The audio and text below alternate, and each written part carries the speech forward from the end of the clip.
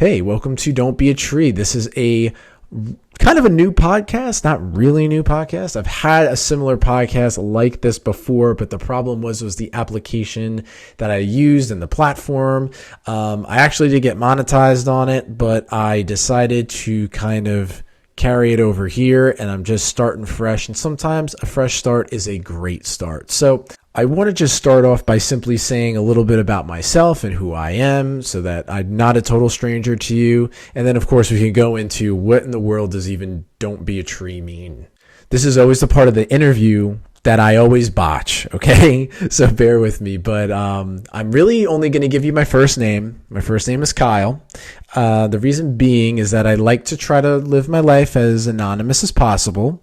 And I've been trying to do this for the past 5 years, and it's worked out pretty well for me so far. Currently, I am employed. I am a special education teacher. I do love my job.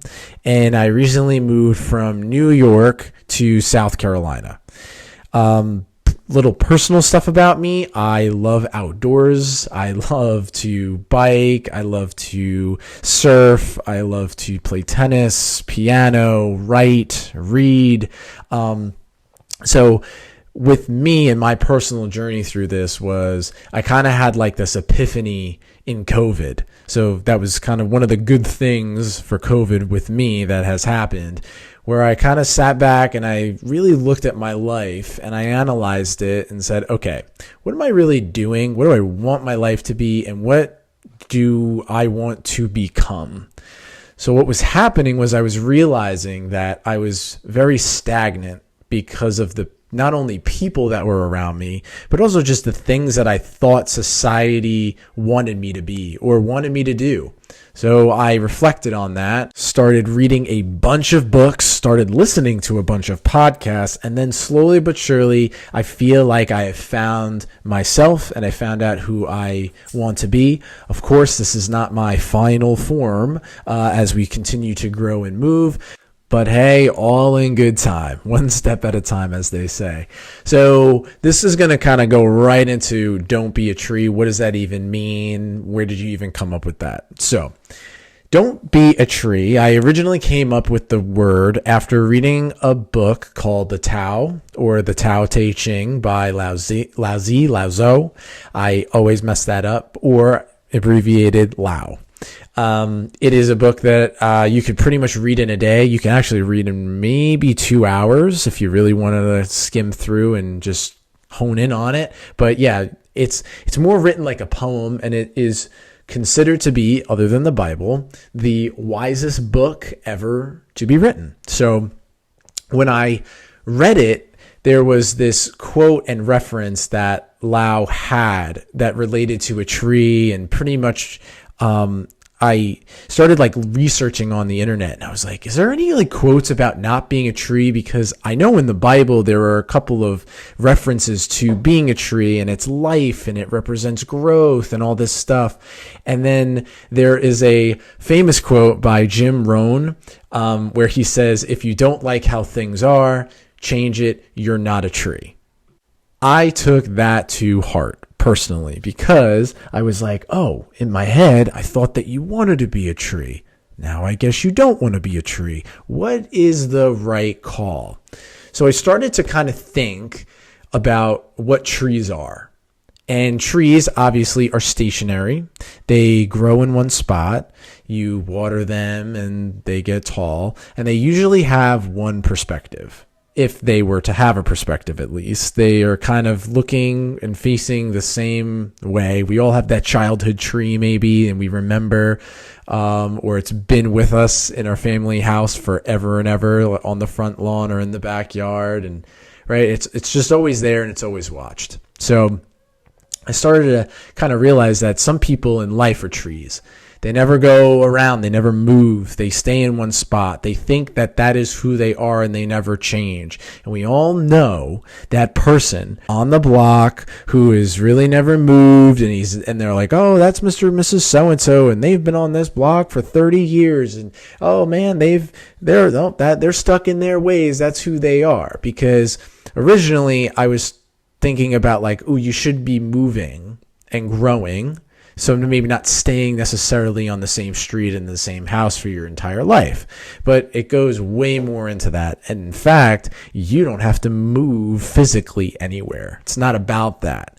So then I started to hone in on everything else that makes this tree thing relative to us. So if you are a tree expert, you can kind of debate me and say that, well, actually trees could continue to grow. It's not that they stop, but they actually get wider and wider, which is so funny because it directly correlates with us, because we as humans could also get wider and wider, aka fatter and fatter.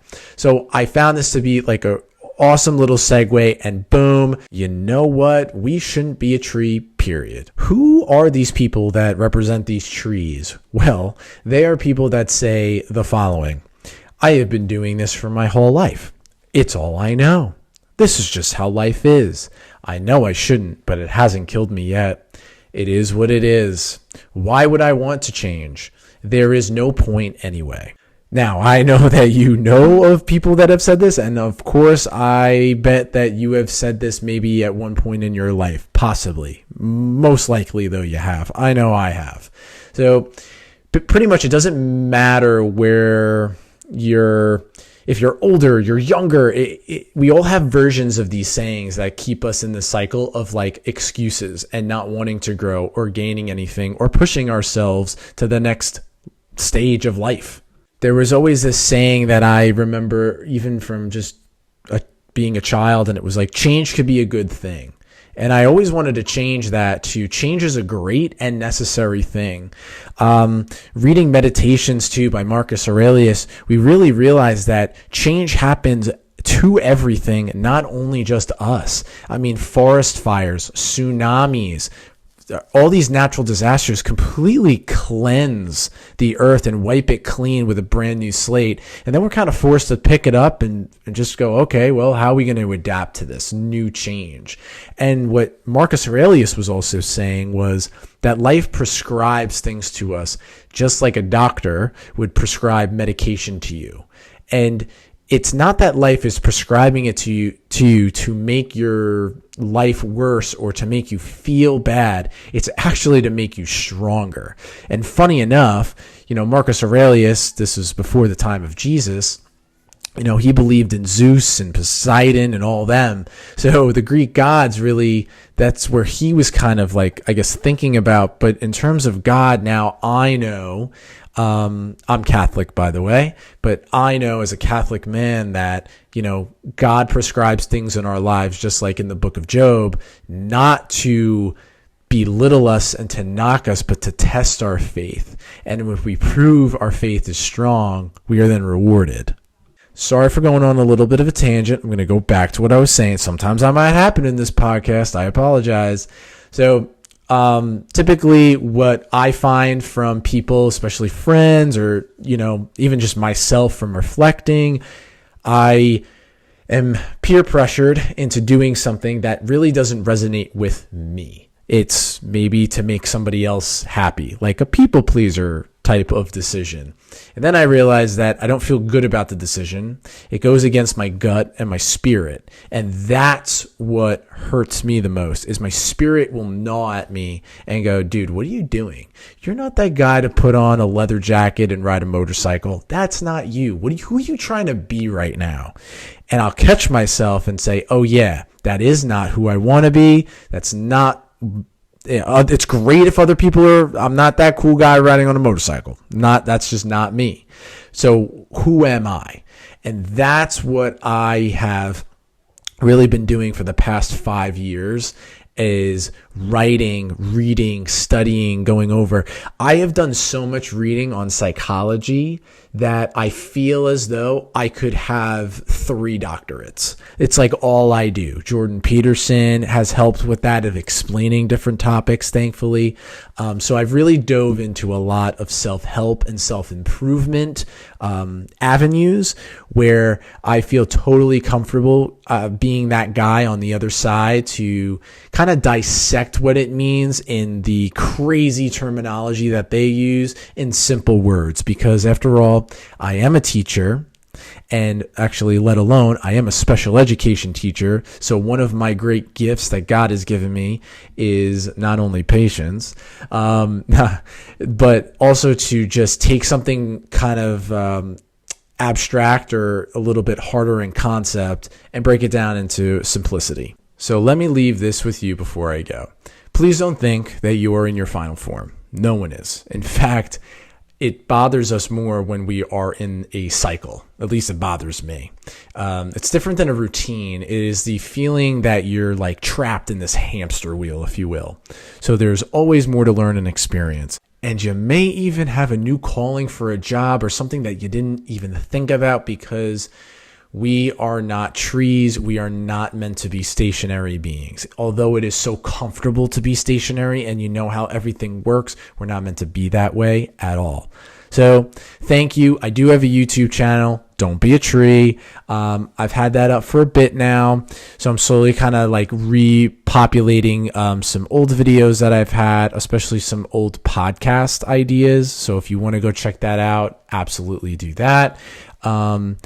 If you have any questions, you can email me, and I'm excited to see where this goes again. I had like 700 followers there for a little bit, so I'm pretty happy with that, and yeah, I'm looking forward to it. So thank you guys, appreciate it.